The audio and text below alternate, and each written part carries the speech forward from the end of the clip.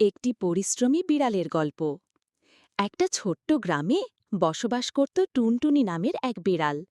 টুনটুনি অন্য সব বিড়ালের মতো অলস ছিল না। সে ছিল খুবই পরিশ্রমী ও দায়িত্বশীল। প্রতিদিন সকাল সকাল উঠে সে নিজের বাড়ির আশপাশ পরিষ্কার করত, মাঠে যেত ইঁদুর ধরতে, আর বিকেলে গ্রামের শিশুদের সঙ্গে খেলা করত। গ্রামে অনেক বেড়াল ছিল, কিন্তু কেউই টুনটুনির মতো পরিশ্রম করত না। তারা মজা করত, ঘুমাত, আর মাঝে মাঝে খাবারের জন্য লড়াই করত।